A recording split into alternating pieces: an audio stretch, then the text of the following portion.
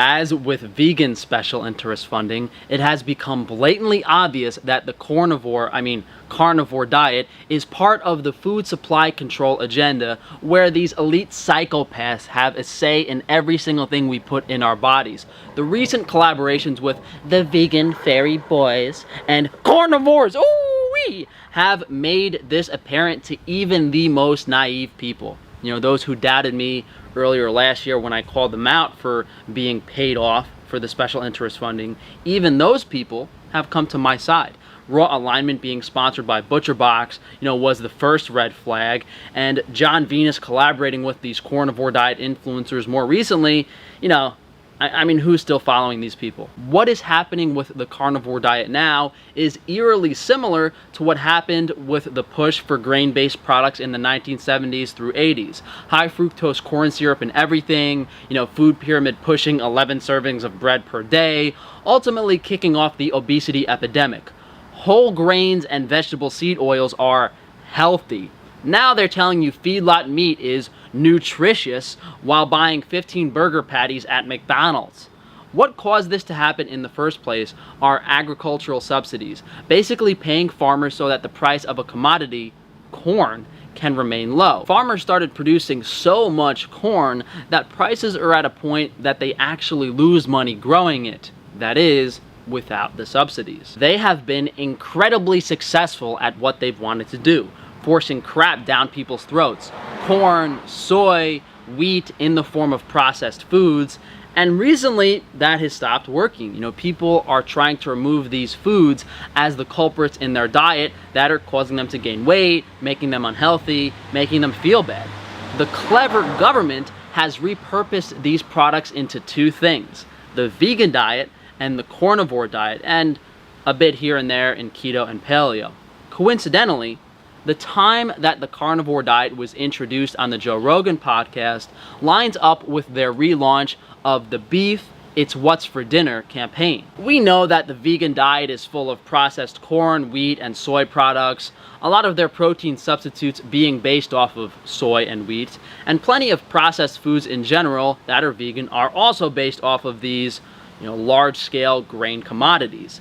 These subsidized grains are being processed into healthy, plant-based alternatives, as opposed to that donut you used to buy.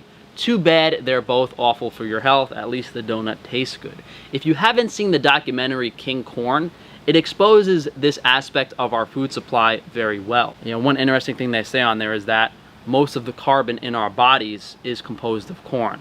And by our bodies, I mean the standard American public. Now, in order to get people to buy these crap products, part of their marketing was anti-meat, meat is bad for you, fear-mongering people into doing things. They will scare you into doing things that are bad for your health, that make them money through the food system, through the medical system, whatever it may be. But this backfired in a way because meat sales went down too much. Meat sales, in regards to beef specifically, have halved since 1975-ish. I mean, chicken, pork, turkey, the rest of the meats are okay, but beef has bombed because red meat is the devil. They want to make money off their grain-based poisons, but they still want to make some money off of beef. And in order to have it both ways, they have funneled efforts into the keto and carnivore diet trends. This time, they are stuffing people full of estrogenic feedlot beef under the guise of helping people and improving their health. It's a complete joke. Helping people do what? Tank their hormones and poison themselves with agrochemicals? Before we go further into this, one reason why these foods are so unhealthy is because of these things they spray on crops, the fungicides, herbicides, pesticides, insecticides, the new GMO grains being used, and this translates to the tissue of the animal. Grains aren't inherently bad, just like beef isn't inherently bad. But once you stuff it full of chemicals, you have an issue. You're not growing organic, biodynamic sorghum and giving it to cows. It might as well be a chemical at this point, what they have in the cattle feed. So meat sales are down, the vegan business is a booming. Why not hire some influencers to promote a meat-only diet? a beef-only carnivore diet to increase red meat sales.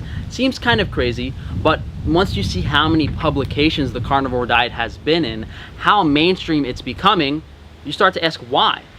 And this why is fairly easily answered with a few minutes of Googling. There are 90 million acres of corn in the United States. We can grow 180 bushels on average per acre, which is about 10,000 pounds of corn kernels. And keep in mind, that doesn't include the stalks and other roughage that is used in animal feed. This is 10,000 pounds of pure corn kernels.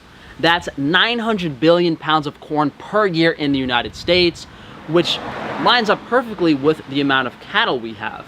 Since a cow consumes approximately 25 pounds of feed per day, they would need just over 9,000 pounds of feed for 1 year.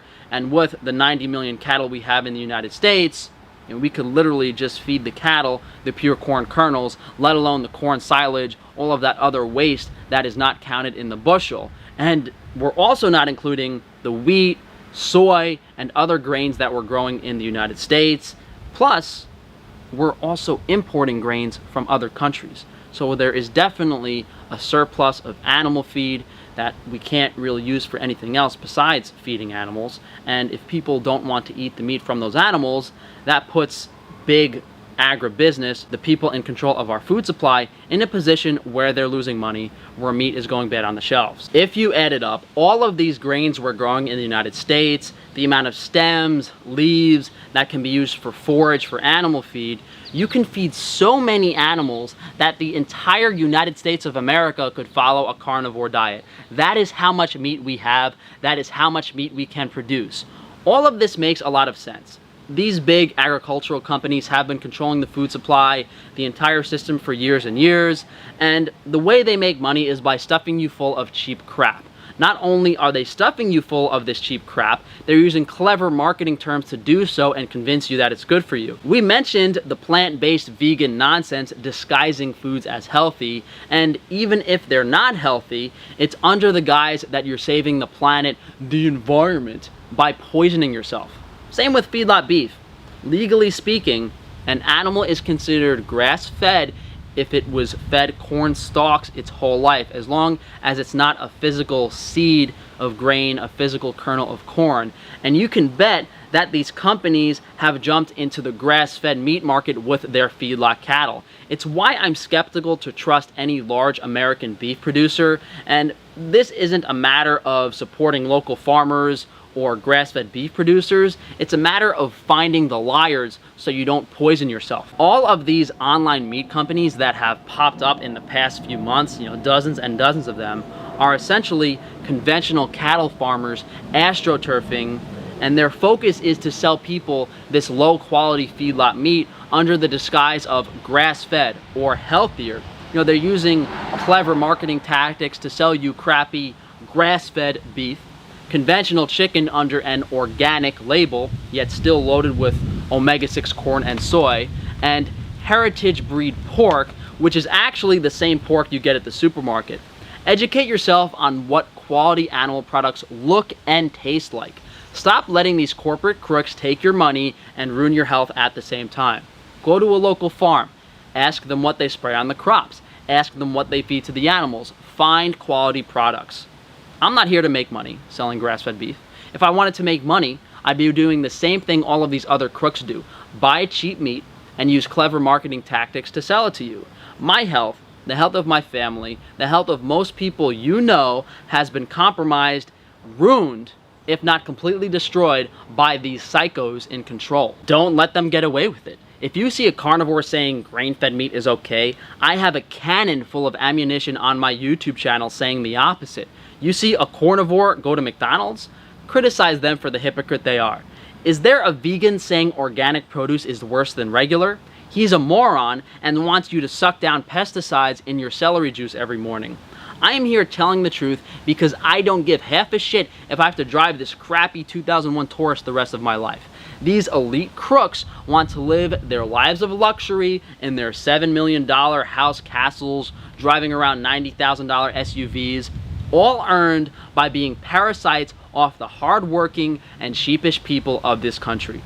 Every other carnivore influencer on YouTube is a special interest funded plant. The majority of vegan influencers are the same, and there are people here and there that aren't special interest funded, but most people have a price and they don't have people's best interest at heart.